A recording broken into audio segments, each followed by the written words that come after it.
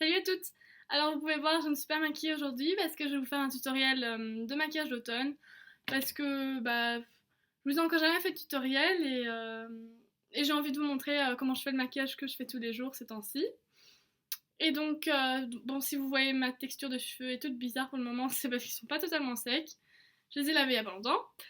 Donc voilà. Euh, Si vous voulez savoir le vernis que je porte, parce que vous allez sûrement le voir souvent dans la vidéo, donc c'est un vernis tout bête de chez Yves Rocher, donc c'est le lilas sublime, donc voilà, c'est un brune. Je trouve ça super beau pour l'automne, donc voilà, pour la tenue je sais pas encore parce que je l'ai mis hier, donc je vous dirai s'il tient bien ou pas, mais en tout cas la couleur est superbe. Donc voilà, je vais commencer directement pour pas avoir une vidéo trop longue comme la précédente. Donc je commence tout de suite et j'ai une voix enregistrée parce que sinon la vidéo était trop longue et j'ai mis en accéléré. Donc j'utilise le primer, donc la base à paupières de chez ELF. Elle est mieux que celle de chez Urban Decay, enfin elle est pas mieux mais elle est égale, donc je l'ai déjà testée par un échantillon. Et je vois pas vraiment de différence, donc elle est vraiment géniale. Donc je l'applique au pinceau et ensuite je l'étale au doigt, comme vous pouvez le voir. Ensuite je prends ma palette Sleek, donc c'est la Storm palette. J'utilise les fards rosés, donc je vais vous montrer les deux que j'utilise. Le plus clair, je le mettrai sur la paupière complète et l'autre dans le coin de l'œil, donc la plus foncée.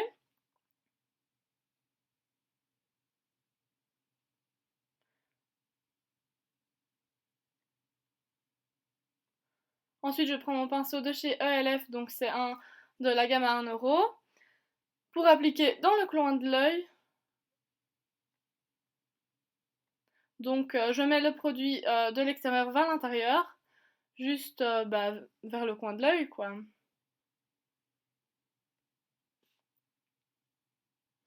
Je fais au fur et à mesure pour pas en avoir de trop d'un côté et puis pas assez de l'autre, pour que ce soit bien égal des deux côtés parce que souvent j'ai difficile avec ça.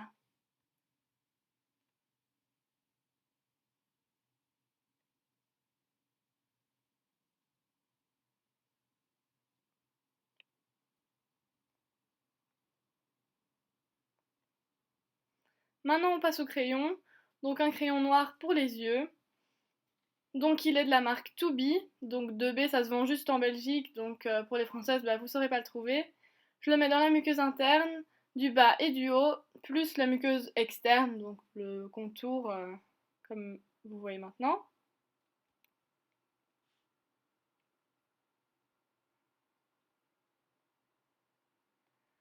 Cette fois j'ai pas mis d'eyeliner parce que comme je vais mettre du rouge à lèvres, je veux pas que ce soit trop fort, mais si j'avais mis de l'eyeliner j'aurais mis moins de crayon noir en dessous, sinon ça aurait été trop fort.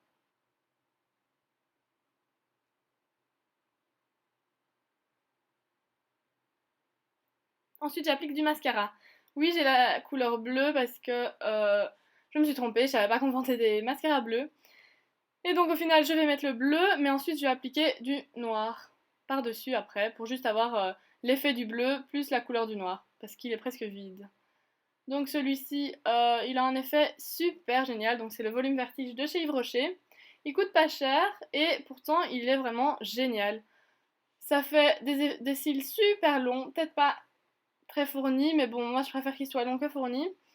Et donc je l'applique, mais en plus du noir, le noir va pouvoir fournir un peu plus les sourcils. Les cils, pardon. Donc oui, je mets du temps pour l'appliquer parce que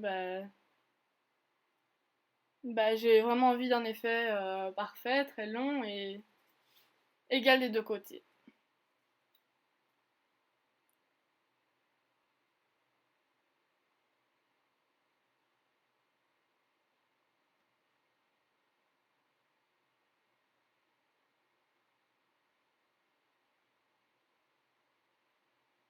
Donc le truc de spécial dans ce mascara, c'est qu'il a un réservoir, donc il y a plus de matière qui se met sur le tube, mais je vois pas trop l'intérêt, c'est pas super utile. Le mascara a pas vraiment besoin de ça et je crois pas que ce soit vraiment la chose la plus géniale dans ce mascara quoi. Donc ensuite, pour mettre le noir, j'utilise le L'Oréal Architect 4D, donc il est presque vide, c'est pour ça que je l'utilise, mais c'est vraiment juste pour la couleur quoi. Je vous dirai ces effets, s'ils sont bien ou non, dans une vidéo spéciale pour ça, donc peut-être dans des produits terminés ou quoi que ce soit. Donc j'en mets par en dessous et par au-dessus pour que le bleu ne se voit vraiment plus. Il se voit encore un peu, ça donne un petit effet, mais si c'était totalement bleu, là, j'aurais pas aimé. Mais j'en mets pas sur les cils inférieurs parce que moi, ça ne me va pas, donc... Et puis ça, je trouve que ça fait des paquets, c'est vraiment pas beau, quoi.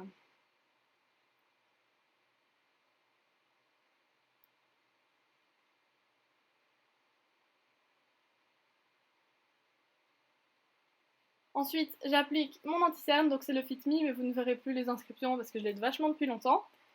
J'en applique sur mes cernes et mes boutons, mais j'en mets pas trop sur les boutons, sinon j'aurai un menton orange parce qu'il est un peu trop foncé pour moi. Ensuite, je l'estompe avec mon pinceau Real Techniques euh, spécial pour ça, quoi. Je sais plus son nom, je vous le mettrai en barre d'infos. Il est un peu gras parce que je lave pas souvent mes pinceaux, mais il faudrait que je le fasse plus souvent, oui, oui. C'est vrai en fait.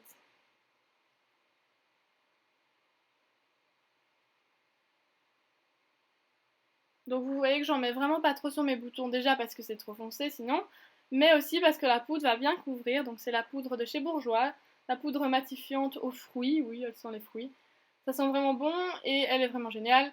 Comme vous le voyez, je l'ai presque fini, mais j'ai déjà racheté un autre pot parce que c'est vraiment la meilleure poudre que j'ai jamais testée, quoi. Super matifiante, même quand je fais du sport. Après, je brille pas, alors que j'ai une peau qui brille assez vite. Euh, et elle couvre vraiment super bien.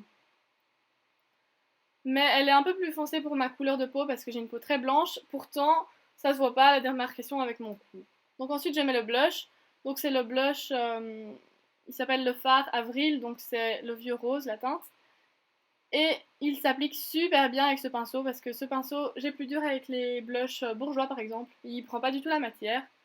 Mais avec ce blush là, ça s'applique super bien. Bon, j'en ai mis un peu trop sur ma joue à droite, mais vous verrez, je vais essayer d'un peu estomper pour que ça s'en aille et puis remettre de la poudre par-dessus.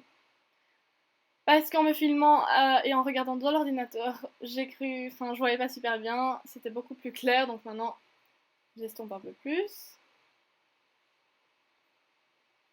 Bon, d'abord avec un vieux mouchoir, et ensuite avec ma poudre.